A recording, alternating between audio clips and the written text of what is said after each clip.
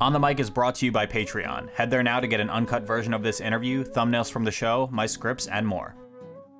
In 2019 Summer MPGR, there were only 2 solo Peach mains across all top 50 players. With the character being popularized by Melee's previous #1 player, Armada, why does this character feel so underrepresented even when Peach is noted for being relatively high tier? Despite this, there is a Peach player who has quietly taken wins off of top 100 players, and he dominates his local scene.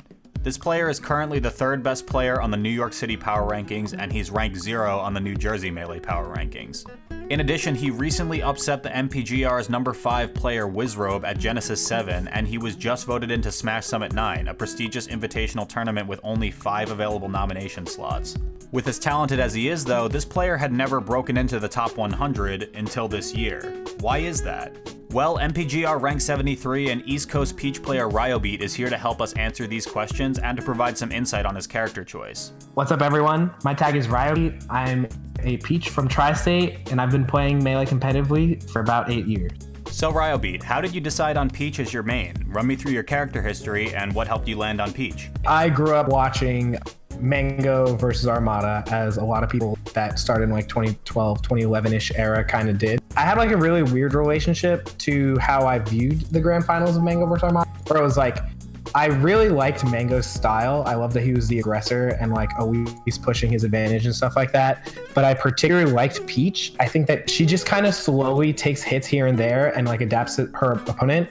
And then eventually she puts all together like the reads and the positioning that she needs in order to make these big combos happen. And so for that reason, I think that kind of made the suspense of Genesis 1 and 2 when Armada plays, which is just like Mango's running Armada over, but it's never over because if he gets a download, then Mango's pretty much dead. It's kind of like, I don't know, like a shark in the water type of play style that Peach has, where it's like if you just fall asleep for a little bit, she takes over. And I think that's what really drew me to the character, I would say. Do you have any secondaries? What helped you decide on them? And are there situations where you'd use them in tournament? Secondaries are weird because I actually had a period of time where I was dual maining Fox. And the reason I picked up Fox is for certain matchups and stages that I thought were pretty bad for Peach. Like going to Pokemon Stadium, I think is usually pretty bad, and fighting versus Puff, which is no secret to a lot of people. But I was convinced out of it by Hacks actually, who talked about the idea of like Melee is such a hard game to learn that it's really hard to do it through 2 characters. Like there's already so much you have to consider about one, that if you're trying to get good at Melee, you just kind of cloud your progress with lots of different character details when you do 2. And so I took his advice and actually decided to just stick with 1 character.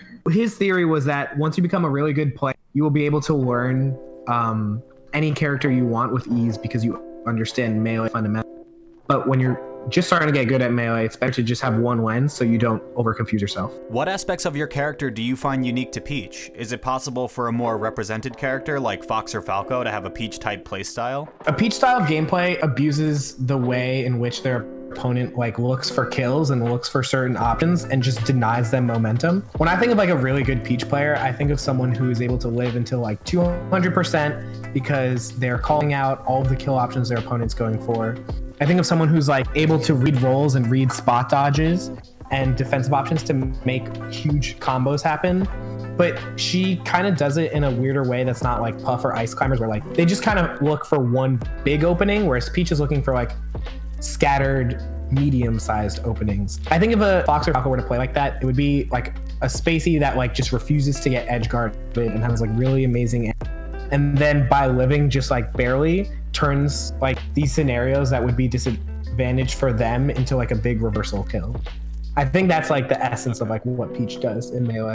In the 2019 Summer MPGR, only 5 players had Peach listed on their character sheet, but this also included players like Swedish Delight, Fiction, and Squid. Of the solo Peach players, it was only Kalamazoo and Triff on that list. Why do you feel that Peach is so underrepresented at the top level, even though she's considered a high-tier character? I think the biggest issue with Peach representation is that she doesn't fit what people consider to be the essence of Melee. For me, what I interpret that to be is like, everyone thinks Melee is the fast followers, the Fox, the Falcon, and the Falco, right? And I definitely wouldn't disagree with that. I think that's what most people think about when they think of Melee. It's like the fast-paced movement, lots of combos, all that type of stuff. But I think that because of that, no one ever gets attracted to characters that don't fit that narrative, like Peach, Marth, and Sheik to some degree. But I think it's really important to remember that like all characters are still melee in its essence, and it's just certain people that bring melee essence to characters, if that makes sense. Okay. Like I think Fox and Falco and Falcon, they naturally play in a way that looks like what you'd want out of melee, fast pacedness and technical ability and all that stuff. And Peach, Sheik, and Marth are all like that too, except the difference for them is it's just non-traditional, you know?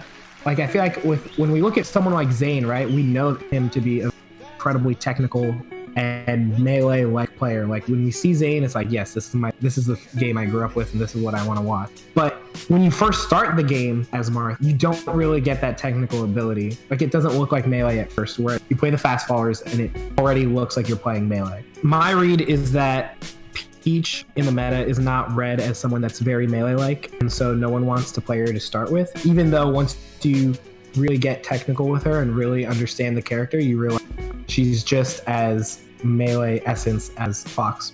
What do you think you did differently in this year versus years past, which led you to a top 100 spot in 2019? The single thing that stands out to me the most was actually, I was really inspired by an interview from Zane, actually.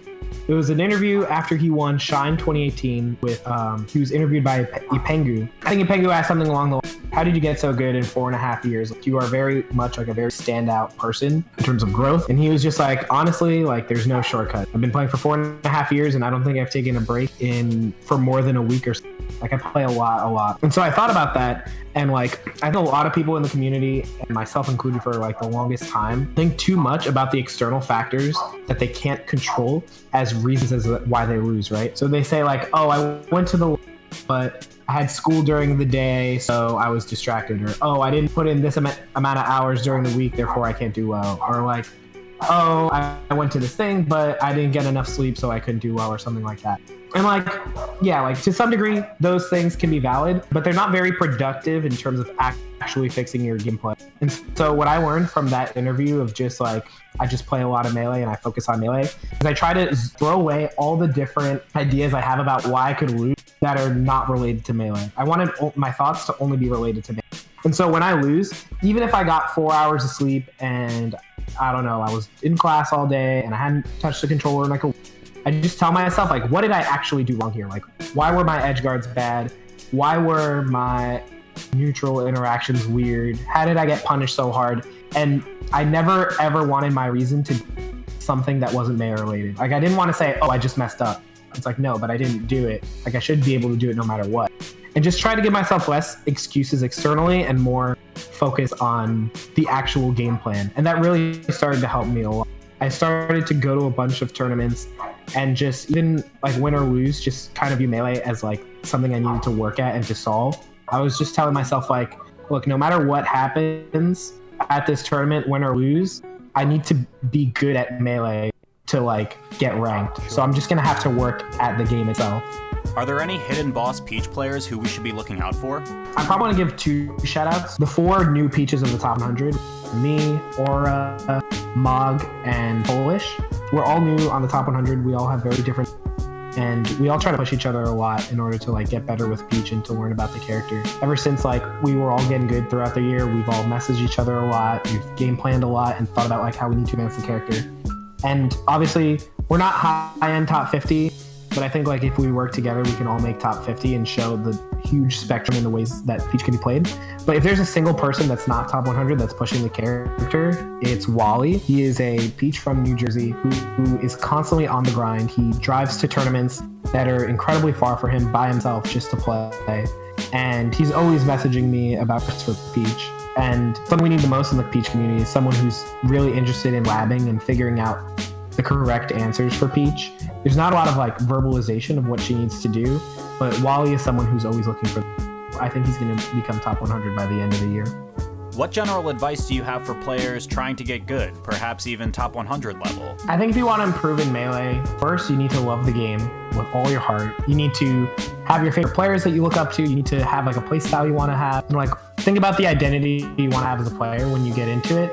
And then once you have all the passion really developed for yourself, you need to have a really consistent work ethic. You need to play a game as much as you can You need to think about the game before you go to bed. You need to live and breathe Melee, essentially, in order to get good at it, which may sound like a daunting task for a lot of people, but when you love something that much, it just comes kind of naturally. So I would say, first and foremost, you find the passion, and then we'll just follow naturally. What are you doing that most other lower-ranked Peach players are not? And do you have any advice for players trying to improve with Peach? I think the main attraction for my Peach in general is that I feel like a lot of people see a lot of Melee essence things in my Peach. That's definitely not a coincidence. I've always thought that the way Spaceys work at the game and play is what makes Melee really fun to me.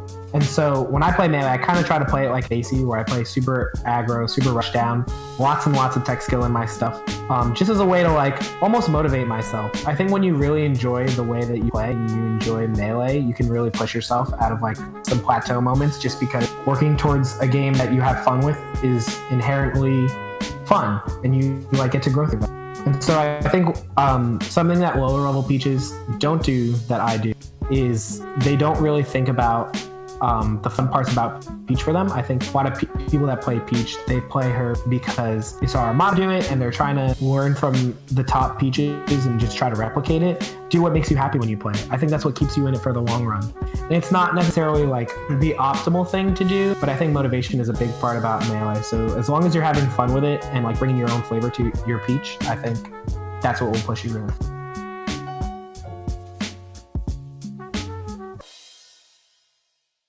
Big thanks again to Ryobeat for joining the channel to share his insight on Peach and his rise to a top 100 player. We really do appreciate it. Congrats again on the top 100 ranking, and I personally can't wait to see what you're able to do at Smash Summit 9. Where can our viewers find you, and do you have any shoutouts or thanks you want to give? Well, I want to shout out you for the interview. I appreciate it so much. I love having to just talk about Melee and why I love it, the community. Shoutouts to the LGBTQ community that supports me on them. Shout out to the Peach players that watch and appreciate all the things I do. And shout out to Tri-State Melee for getting me really good at creating a place that I can really just execute my passion all the time. The viewers can find me at twitch.tv/Ryobeat and on Twitter at twitter.com/RyobeatPeach. Alright, links to everything are in the description, so make sure to check Ryobeat out. If you like this video, make sure to like, subscribe, and turn on the bell for notifications. Also, drop a comment and let me know who you want me to bring onto the channel next. There were a ton of additional questions and conversation which didn't make it into this video, so to see a special uncut version of the interview, please consider supporting the channel on Patreon. With your pledge, you'll gain access to this uncut interview and a ton of other bonus content, and it really helps to push out even more content for the channel. This has been turndownforwalt, joined by Ryobeat. Thanks again for watching, and we'll see you next time. Hey everyone, this is Ryobeat. Thank you for watching this video, and make sure to subscribe. Oh my god! It's tough when you're under pressure, right? It's like... I know! Alright, I had a throat infection, you know, this is hard. I talked about the growth mindset. I don't believe any of that shit. This is all luck.